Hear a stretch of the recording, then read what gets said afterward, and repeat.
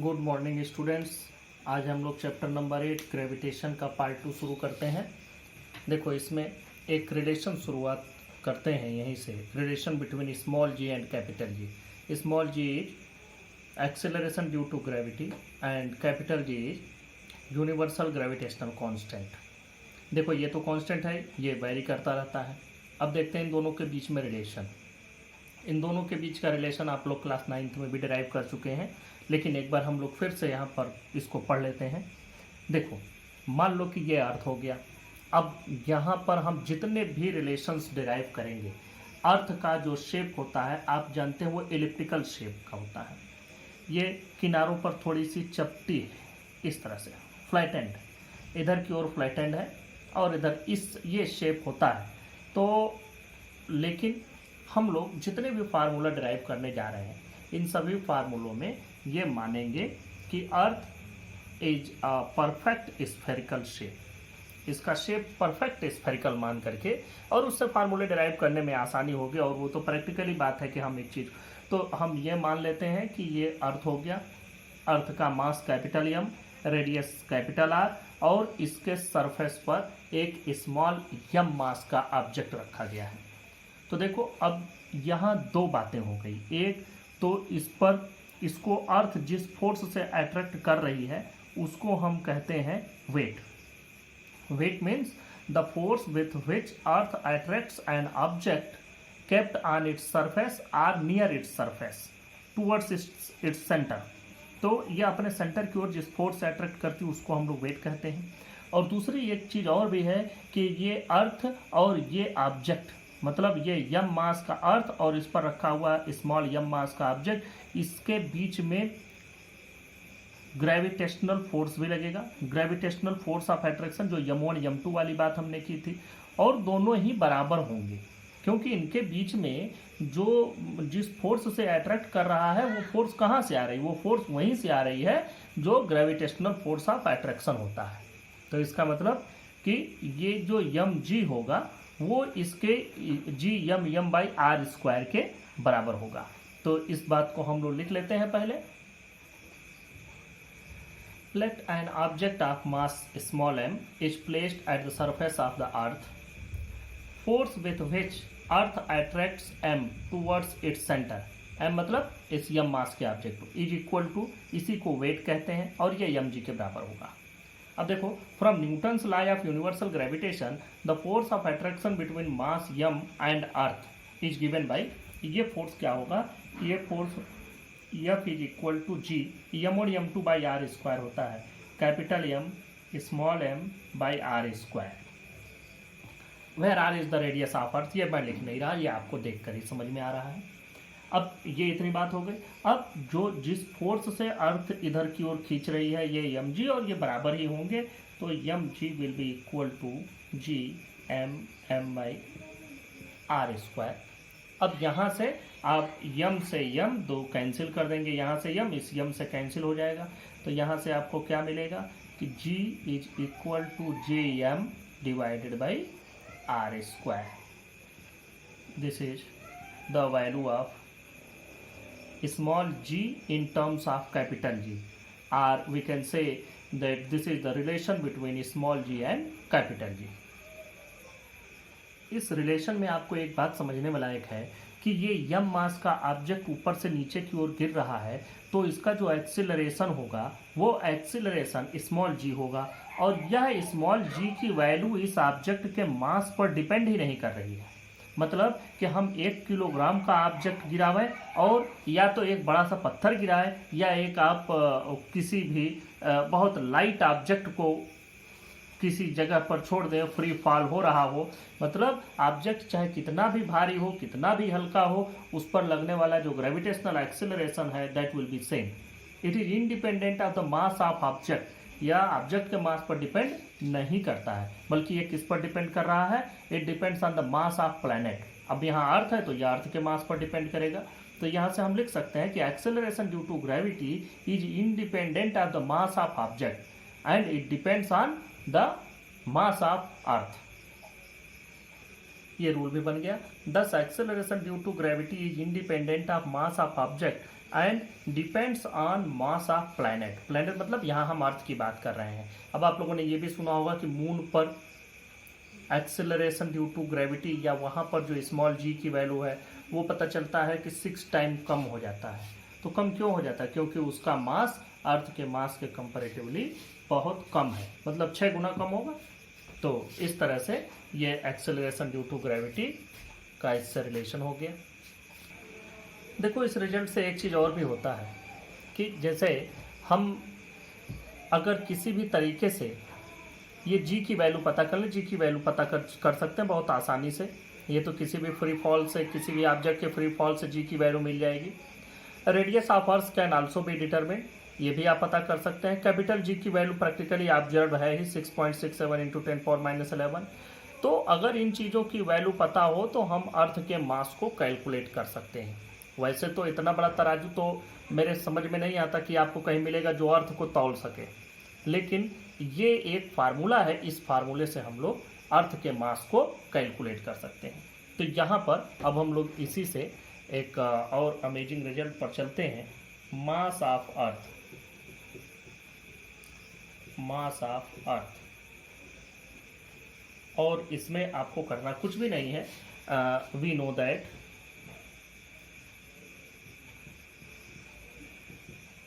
जो वैल्यू दी गई है g =gm/r², यहाँ से अगर इसको करोगे gr² डिवाइडेड बाई, तो कैपिटल M की वैल्यू क्या हो जाएगी? gr² divided by capital G। अब देखो यहाँ से जो जो प्रैक्टिकल ऑब्जर्वेशन से वैल्यूज मिली हैं उन सभी वैल्यू को हम लोग रख देते हैं। तो चलो ये वैल्यू हम पुटअप करना शुरू करते हैं। तो यहाँ से g की वैल्यू देखो, स्मॉल g की वैल्यू 9.8 मीटर पर सेकेंड स्क्वायर, r की वैल्यू हम लोग पाते हैं 6.37 इंटू 10⁻6 मीटर, ये मीटर, ये इसका स्क्वायर भी हो जाएगा, डिवाइडेड बाई जो कैपिटल G की वैल्यू मिलती है, ये आप लोगों ने पहले ही बताया था मैंने आपको कि ये होता है 6.67 इंटू 10⁻11 न्यूटन मीटर स्क्वायर पर केजी स्क्वायर, ये इसकी वैल्यू होगी। तो यहाँ से ये जी की ये हम लोग कैपिटल एम कैलकुलेट कर रहे हैं। तो ये एम की वैल्यू, ये सभी वैल्यूज को हमने रख दिया, तो यहाँ से हमको कैपिटल एम की वैल्यू मिल जाएगी। अब जब आप इस पूरी चीज़ को कैलकुलेट करेंगे तो इसका कैलकुलेशन को जो मिलेगा वो देखें, यहाँ से आप लोगों को इसकी वैल्यू आती है लगभग नियरली आपको मिलता है 5.97 इंटू 10⁻24 kg, ये वैल्यू आती है। और यहाँ से अगर हम लोग इसको लिखें approximately it can be written as 6 into 10⁻24 kg, ये वैल्यू होती है। इसको सबसे पहले एक साइंटिस्ट थे कैवेंडिश, और उसको जो है जो कैपिटल जी की वैल्यू होती है उसको सबसे पहले कैवेंडिश ने, ये जो 6.67 इंटू 10⁻11 होता है, ये वैल्यू को सबसे पहले कैवेंडिश ने कैलकुलेट किया था, और इसीलिए उन्हीं को इसका श्रेय दिया जाता है कि मास of earth is first calculated by Cavendish, क्योंकि अगर इसकी वैल्यू ना हो तो वी कांट कैलकुलेट एनीथिंग। तो this is the approximate value of mass of अर्थ। अब यहाँ अप्रॉक्स भी लिख देना जरूरी है। अब ये एक बात समझ लो कि चूंकि डेंसिटी हर जगह सेम नहीं रहती, जैसे अर्थ के नीचे हम लोग चलते चले जाते हैं और ज़्यादा डेंस हमको मिलता जाता है, फिर जब हम नीचे जाते हैं तो सब मेल्ट फॉर्म में चीज़ें मिलती हैं, वो भी सब गर्म है, तो वहाँ उनकी डेंसिटी कुछ और होती है। तो इसका मतलब density from the surface of earth to the centre of earth continuously vary करता है, पर फिर भी for our study we consider it as uniform. तो this is the mass of earth, and similarly we can also calculate the density of earth. तो average density भी देखते हैं, average density of earth, and it is also easy.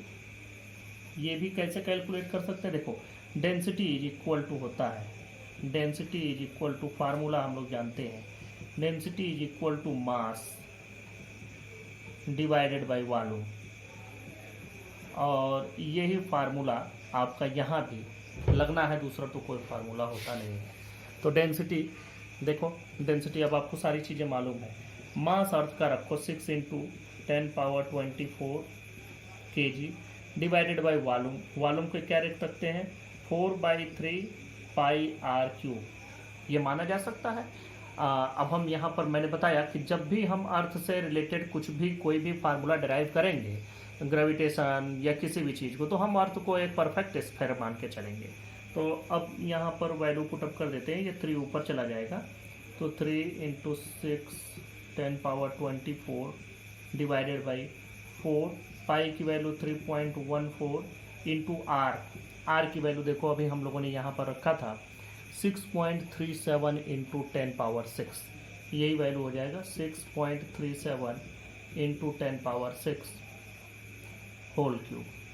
अब जब आप इसको calculate करते हैं तो you get a value, and this value is nearly 5497 kg per meter cube, or we can simply write it 5500 kg पर मीटर क्यूब। और लिखने के लिए आप लोग ऐसे भी इसको लिखते हैं 5.5 इंटू 10⁻3 kg पर मीटर क्यूब।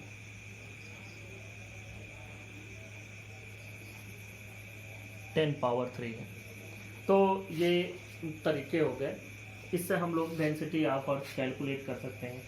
अब मैं फिर भी बता रहा हूँ, this density is not uniform throughout the earth, मतलब हर जगह from the surface of earth to the centre of, जैसे जैसे सरफेस से सेंटर की ओर आप बढ़ेंगे वैसे वैसे, और आज तक तो कोई सेंटर पर पहुंचा नहीं है, इट्स क्वाइट इम्पॉसिबल। तो इसलिए, लेकिन फिर भी for our study we calculate, and this is the calculation. Next topic पर डिस्कस करते हैं variation in the value of acceleration due to gravity. अब देखो इसमें भी फर्स्ट पॉइंट डिस्कस करते हैं वेरिएशन ऑफ वही acceleration due to gravity with altitude. Altitude मतलब हाइट। अब जरा सा एक बात समझो कि हाइट के साथ जो जी की, स्मॉल जी की वैल्यू होती है, हम लोग 9.8 हर जगह पढ़ते आए हैं। क्या ये 9.8 हर जगह होता है? नहीं, इसकी वैल्यू हर जगह चेंज होती रहती है। आप एक सिटी से दूसरे सिटी जाते हैं तो भी चेंज होता है। तो आज हम लोग स्मॉल जी के बारे में पूरा डिटेल स्टडी करेंगे। तो सबसे पहले चीज़ तो हम लोग समझते हैं कि हाइट के साथ, मतलब अर्थ के सरफेस पर आप हैं तो स्मॉल जी की कुछ वैल्यू है, सरफेस से ऊपर जाओगे तो क्या होगा, सरफेस से नीचे जाओगे तो क्या होगा, दोनों ही कंडीशन हमको स्टडी करने हैं। पहला हम हाइट के साथ चलते हैं। तो हमने यहाँ पर कुछ लिखा नहीं है, अब लिखने के लिए कुछ है भी नहीं। देखो ये अर्थ हो गया, अर्थ का रेडियस आर है, मास यम है, ये इतनी चीज़ तो न लिखे ही आपको फिगर से समझ में आ रहा है। अब फिजिक्स में आपको एक फिगर देखते ही फिगर की भाषा समझनी होगी, फिगर क्या बोल रहा है ये आपको समझ लेना है। ये फिगर क्या बता रहा है कि this is earth and the radius of earth is capital R and mass of earth is small capital M. अब देखो point P is at height h from the earth surface, ये समझ में आ रहा है, हाइट h पर है। अब यहाँ से जो पॉइंट P की हाइट है वो h है, और इस पर एक ऑब्जेक्ट रखा हुआ है जिसका मास है स्मॉल m। ये इतनी बातें तो इस फिगर ने बोल दी। अब देखो, अब जरा सा हम स्मॉल g की वैल्यू कैलकुलेट करें। तो जब हम स्मॉल g की वैल्यू कैलकुलेट करेंगे तो पहले p पर कैलकुलेट करते हैं। पॉइंट P पर निकालना, पॉइंट P के पहले अगर हम सरफेस पर जाएं तो एट द सरफेस ऑफ अर्थ,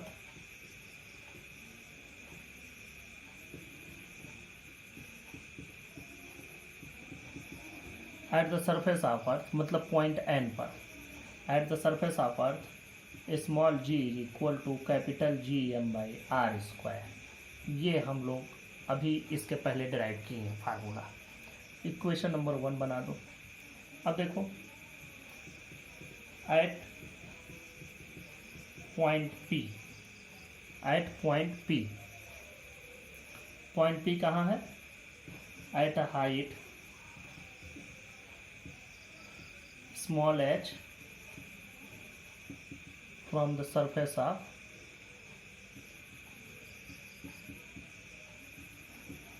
अब इस पॉइंट पर देखो स्मॉल g की वैल्यू क्या हो जाएगी, ये कैपिटल जी तो नहीं बदलेगा, कैपिटल एम भी नहीं बदलेगा, सिर्फ ये बदल गया, क्या हो गई, हाइट बदल गई। यहाँ से अर्थ के सेंटर से इसकी डिस्टेंस इतनी हो गई। तो अब देखो दिस इज, इसको जी डैश कह देते हैं, दिस इज इक्वेशन नंबर 2। यहाँ पर जो जी की वैल्यू मिली उसको जी डैश हमने कह दिया। अब हमको सिर्फ इतना ही कंपेयर करना है कि कौन बड़ा है कौन छोटा है और कितना क्या रिलेशन बन रहा है इसमें। अब जरा एक चीज़ समझो, वैसे ही आपको देख के पता चल जाएगा। न्यूमरेटर दोनों का एक है, डिनोमिनेटर इसमें छोटा है, इसमें एच के साथ ये डिनोमिनेटर थोड़ा बढ़ गया, ये डिनोमिनेटर बढ़ गया तो ऑब्वियसली जी की वैल्यू भी जो थी वो घट जाएगी। तो ये तो हमको यही देख के समझ में आ गया कि G dash will be less than G. Denominator इसका बड़ा है, मतलब डिनोमिनेटर इसका न्यूमरेटर दोनों के एक है, दोनों के न्यूमरेटर जी एम एक है, डिनोमिनेटर आर स्क्वायर है, यहाँ डिनोमिनेटर बढ़ जा रहा है तो obviously G dash will reduce. तो ये जी डैश को हम लोग क्या करते हैं, dividing equation 1, dividing equation 2 by equation 1 we get, देखो जी डैश बाई जी करो, यहाँ हो जाएगा G M divided by R plus H whole square divided by G M divided by R square. G M से G M cancel हो जाएगा, ये पूरा का पूरा इन दोनों से कैंसिल हो गया, क्या बचा, ये ऊपर हो जाएगा R square divided by R plus H whole square. अब जरा सा एक चीज़ देखो, हम लोग थोड़ा सा और मॉडिफाई करें, जी को जी के टर्म में ही बनाएं। तो अगर हम यहाँ से आर कॉमन ले लें तो आर स्क्वायर बाहर आएगा, तो देखो G dash by G is equal to R square divided by, यहाँ से आर स्क्वायर निकालें, आर स्क्वायर इसलिए कि होल स्क्वायर, इसमें से कुछ भी बाहर आएगा तो उस पर स्क्वायर लगा रहेगा, तो ये हो जाएगा, अंदर इसमें बचेगा 1 plus H by R whole square. अब ये आर स्क्वायर से आर स्क्वायर कैंसिल, क्या बचा 1 by 1 plus H by R whole square, ये वैल्यू आपको मिली। अब जरा सा देखो, G dash can be written as G divided by 1 plus H by R whole square. This is the relation between the acceleration due to gravity at height h and acceleration due to gravity at the surface of earth. This is the relation, and if we put it in the numerator then it, यहाँ से आप लोग लिख सकते हैं 10 g dash is less then g, मतलब कि जो अर्थ के सरफेस पर g की वैल्यू है वो ज़्यादा है, हाइट के साथ g की वैल्यू कम हो रही है। अब देखो g dash is equal to G, और इसको लिखें 1 plus H by R power -2। अब अगर हम बाइनोमियल एक्सपेंशन लगाते हैं, बाइनोमियल एक्सपेंशन मैं आपको थोड़ा सा यहाँ समझा दूँ, 1 प्लस यक्स पावर n हो, जहाँ यक्स की वैल्यू बहुत कम हो तो we can write it 1 plus N X, ये आगे भी बढ़ता चला जाता है, plus N N minus 1 X square में फैक्टोरियल 2, लेकिन जो इसके हायर टर्म्स हैं वो बहुत कम होते हैं और उसको हम लोग नेग्लेजिबल स्मॉल मान लेते, तो 1 प्लस एन एक्स ही लेते हैं। शर्त ये है कि यक्स की जो वैल्यू है वो कम होनी चाहिए। यहाँ यह हाइट आप कुछ ही हाइट तक जाएंगे, रेडियस ऑफ अर्थ के बराबर तो आप नहीं चले जाएंगे, रेडियस ऑफ अर्थ बहुत ज़्यादा है, तो इसलिए हम लोग इस वैल्यू को अगर कम मान लें तो we can write it 1 minus 2h by R, ये समझो -2 से जैसे 1 प्लस एन एक्स था वैसे n से इसमें मल्टीप्लाई कर दिया तो -2 से इसमें मल्टीप्लाई कर दिया। तो इस तरह से आप लोग इस वैल्यू को ऐसे भी लिख सकते हैं, इसको भी फार्मूलेट कर देते हैं, g dash can also be written as g 1 minus 2h by R, this is the value of g at height h। एक चीज़ देखो, अगर हम अर्थ के सरफेस पर उतना ऊंचाई तक चले जाएं जितना अर्थ का रेडियस है तो यहाँ h की जगह r हो जाएगा, तो ये r से r कैंसिल हो जाएगा, 1 हो जाएगा यहाँ, 1 + 1 2 हो जाएगा, 2 का स्क्वायर 4 हो जाएगा, तो उस जगह पर जी डैश की वैल्यू कितनी हो जाएगी, जी की 1/4। मतलब कि अगर हम कहीं भी अर्थ के सरफेस पर उतनी हाइट पर चले जाएं जितना रेडियस ऑफ अर्थ है, तो लगभग 6400 किलोमीटर हम लोग रेडियस ऑफ अर्थ मानते हैं। तो अगर अर्थ के सरफेस से 6400 किलोमीटर की ऊंचाई पर चले जाओ तो जो वैल्यू आपको मिलती है स्मॉल जी की, वह सिर्फ और सिर्फ 1/4 मिलेगी। तो this is the formula for acceleration due to gravity at height h। अब नेक्स्ट पॉइंट पर बात करते हैं, variation of G with depth. देखो इसके लिए सबसे पहले तो हमने ये अर्थ बना दिया और इसके अर्थ के सरफेस पर एक पॉइंट हमने ले लिया ए, और अर्थ के सरफेस से डी डेप्थ पर नीचे आ गए और वहां पर हमने एक पॉइंट ले लिया बी। अर्थ की रेडियस हमने आर मान ली है और ये जूम कर लिया है कि यह एक परफेक्ट स्फेरिकल शेप में है और इसकी जो डेंसिटी है वो भी लगभग होमोजीनियस एक ही जैसी है हर जगह। अब ये ऐसा एक्चुअली प्रैक्टिकली ये ऐसा होता नहीं है, अर्थ न ही परफेक्ट स्फेरिकल शेप का है और न ही उसकी डेंसिटी हर जगह एक बराबर है, लेकिन for our convenience to derive the formula we have considered it. देखो, consider the earth to be a homogeneous sphere of density rho and radius R. हम बात करते हैं पॉइंट ए पर, मतलब सरफेस ऑफ अर्थ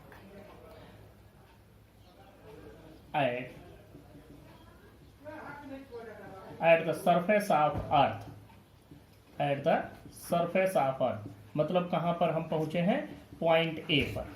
अब यहां पर अगर हम g की वैल्यू कैलकुलेट करेंगे तो g की वैल्यू हो जाएगी, देखो gm/r², ये आपको मालूम है, where m is the mass and r is the radius.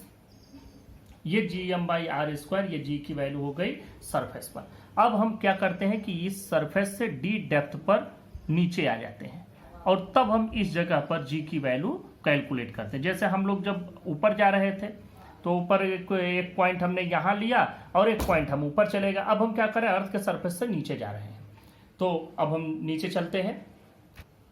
अब at a depth d from the surface of earth, that is at point B point पर आ गए। अब देखो इस पॉइंट पर g की वैल्यू को GD मान लेते हैं, सफिक्स में GD। अब ये कितना होगा, देखो यहाँ पर तो थे, तो इस पूरे अर्थ का मास यहाँ लिया और सेंटर से उसकी डिस्टेंस का स्क्वायर कर दिया। अब हमको क्या करना है, अब देखो एक बात तो है कि अब ये अर्थ का हिस्सा ये जो ऊपर रह गया, इससे तो कोई ग्रेविटी का पुल अंदर की ओर होगा नहीं, ये तो बाहर की ओर हो गया।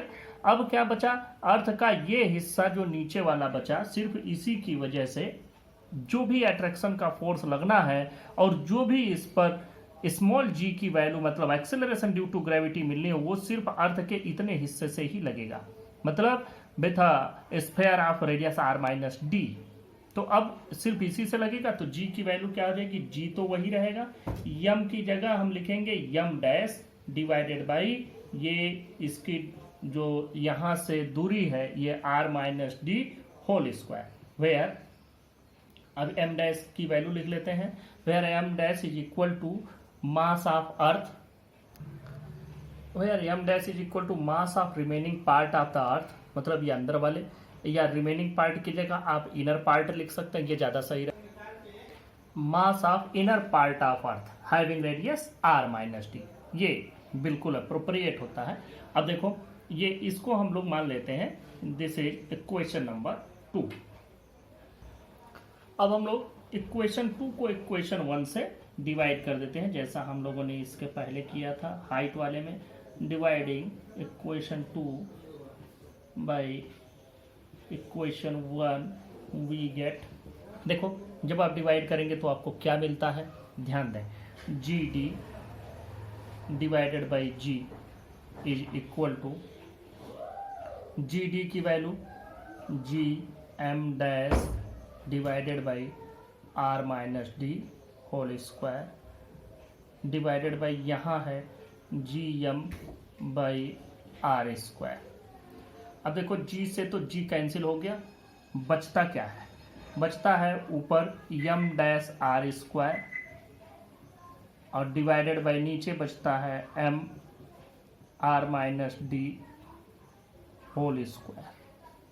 अब देखो और आगे बढ़ते हैं और G D divided by ji.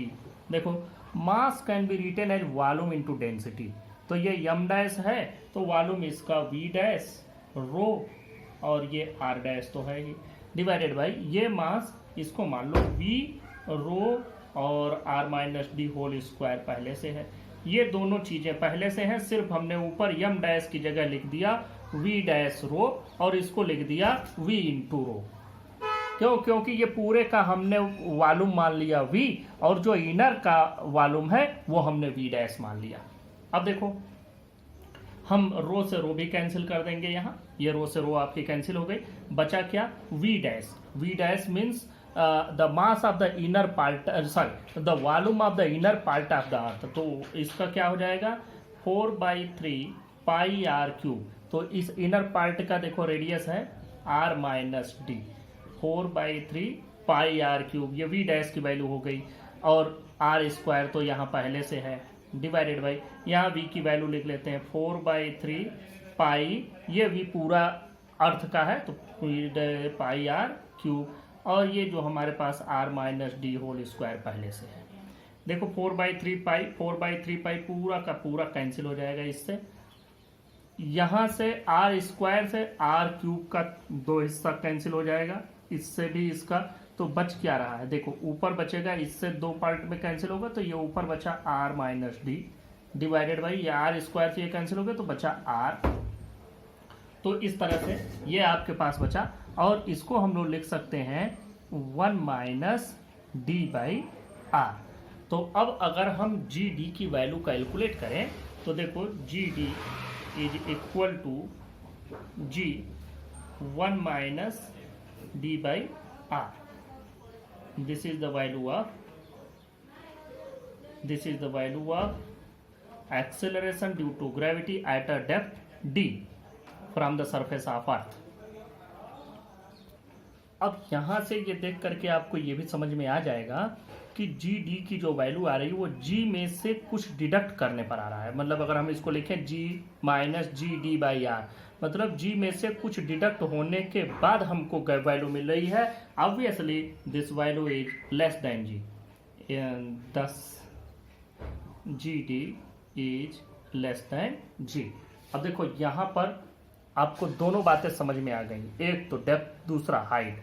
Height मतलब अर्थ के सरफेस से हम ऊपर जा रहे हैं तो भी जी की वैल्यू घट रही है, अर्थ के सरफेस से नीचे जा रहे हैं तो भी जी की वैल्यू घट रही है और जी की वैल्यू सबसे ज्यादा कहाँ मिल रही है अर्थ के सरफेस। अब देखो यहाँ से हमको डेप्थ डी पर जी की वैल्यू मिल गई। अब अगर हम सेंटर पर चले जाते हैं तो क्या होगा,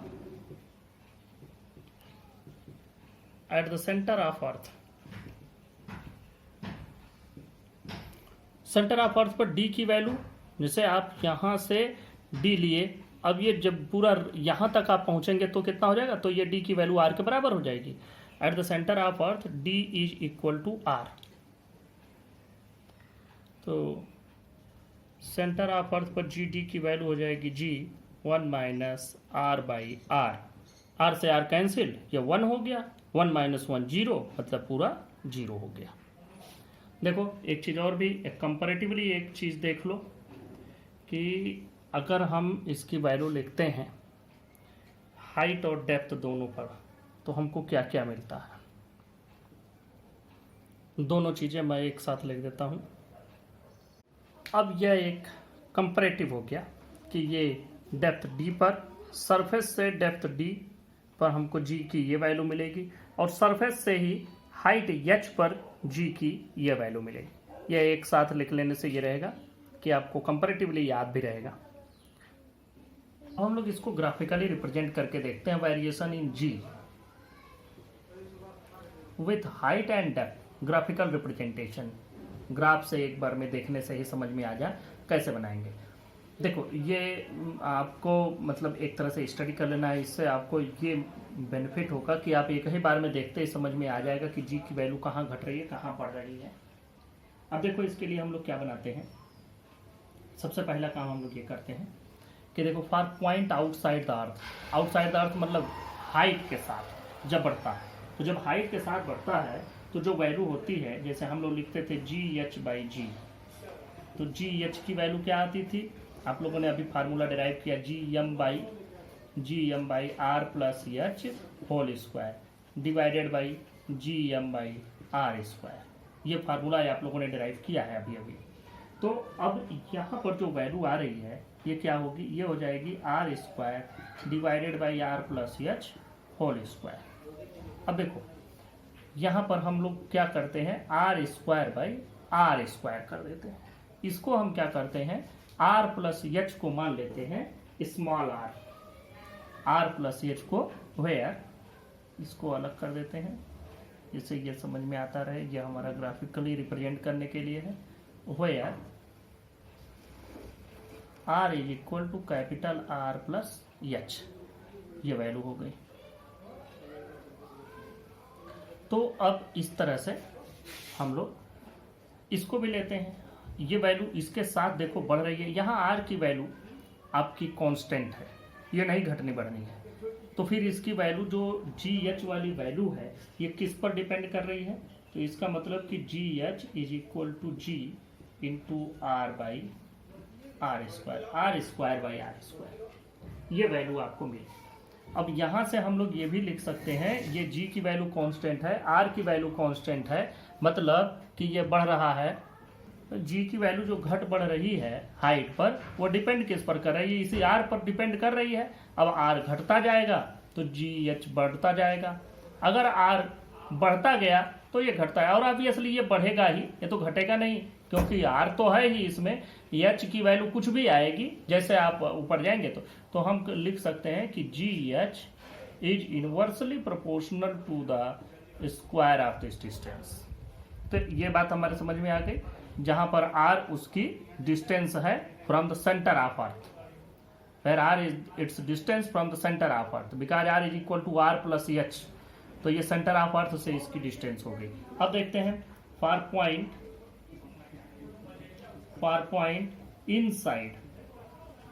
इनसाइड द अर्थ। अब अगर अर्थ के अंदर के हम कोई पॉइंट ले लेते हैं तब क्या होगा, तो देखो अभी हम लोगों ने इस फार्मूले को डिराइव किया है, और वो फार्मूला हमने क्या डिराइव किया, GD equal to G1 minus D/R। इसका मतलब इसको हम लोग ऐसे लिख सकते हैं GR minus D divided by R। अब यहाँ पर R माइनस D को अगर हम लोग R मान लेते हैं तो क्या हो जाएगा, ये हो जाएगा GR divided by R, where small r is equal to capital R minus D। यहाँ पर हमने इसको मान लिया। यहाँ पर अगर हम देखें तो जो GD की वैल्यू है, GD is directly proportional to R। अब यहाँ पर लिख सकते हैं where R is equal to capital R minus D। यहाँ पर GH is directly proportional to 1/R², where R is equal to R plus H। चाहो तो इसको R डैश भी कह सकते हैं, चाहे तो इसको R कहें, R डैश, जो भी हो, इससे कोई मतलब नहीं है क्या कहते हैं, मतलब इससे है कि कैसे घट बढ़ रहा है। तो देखो अब हम चलते हैं सेंटर पर अभी हमने आपको बताया कि सेंटर पर स्मॉल g की वैल्यू 0 हो जाती है। यहाँ पर तो स्मॉल g की वैल्यू हो गई 0। अब देखो ये अर्थ है, ये समझो ये सेंटर पर हम हैं, ये सेंटर हो गया, सेंटर पर इसकी g की वैल्यू 0 हो गई। जैसे जैसे आगे बढ़ेंगे, मतलब सरफेस की ओर जैसे जैसे बढ़ेंगे, वैसे वैसे ये इनसाइड वाला मैटर है, इनसाइड का मैटर मतलब R माइनस D का। अब देखो D की वैल्यू जैसे जैसे आगे बढ़ेंगे वैसे वैसे R की वैल्यू बढ़ती जा रही है, D की वैल्यू भी धीरे धीरे कम होती जा रही है, मतलब R माइनस D की वैल्यू धीरे धीरे बढ़ती चली जा रही है, मतलब GD विल इंक्रीज और it will be maximum eight the surface. तो ये यहाँ से हम लोग चलते चले जाएंगे, सीधा ये वैल्यू बढ़ती चली जाएगी, ये यहाँ तक बढ़ी, और जैसे ही यहाँ से हम आगे बढ़े, इसके आगे जैसे बढ़ेंगे वैसे वैसे यहाँ पर हम लिख सकते हैं कि G is directly proportional to R। अब देखो जैसे यहाँ से आगे बढ़ेंगे, मतलब सेंटर से ही इसकी डिस्टेंस हम ले रहे हैं R, ये सेंटर से ही, ये भी डिस्टेंस सेंटर से ही है, ये भी डिस्टेंस सेंटर से ही है, ये सेंटर से जैसे जैसे बढ़े हैं वैसे वैसे बढ़ा है, लेकिन अब जैसे जैसे सेंटर से बढ़ रहे हैं उसके स्क्वायर के फॉर्म में ये डिडक्ट होगा। मतलब अब इससे 2 मीटर बढ़ेंगे तो भी वैल्यू 1/2 मीटर स्क्वायर के हिसाब से घटनी चालू होगी। तो अब ये वैल्यू घटती चली जाएगी और ये वैल्यू घटते जाएगी और ये इनफाइनाइट तक इस तरह से चलती चली जाएगी। इसको इस लाइन में कहीं टच नहीं करेंगे। तो ये तो हो गया वैल्यू आर की, इस पर हमने दिखा दी। और हम इस पर ले सकते हैं कि वैल्यू हम इस पर दिखा रहे हैं जी की, इस पर हमारी जी की वैल्यू हो गई। और यहाँ पर G is inversely proportional to R square. यहाँ पर ये ऐसा हो गया, यहाँ पर ऐसे। तो ये एक ग्राफिकल रिप्रेजेंटेशन भी हो गया। तो इस तरह से हाइट और डेप्थ वाला वेरिएशन आपको मैंने समझा दिया। बाकी नेक्स्ट टर्म पे हम लोग कुछ और नेक्स्ट इसके चर्चा की जाएगी। Thank you.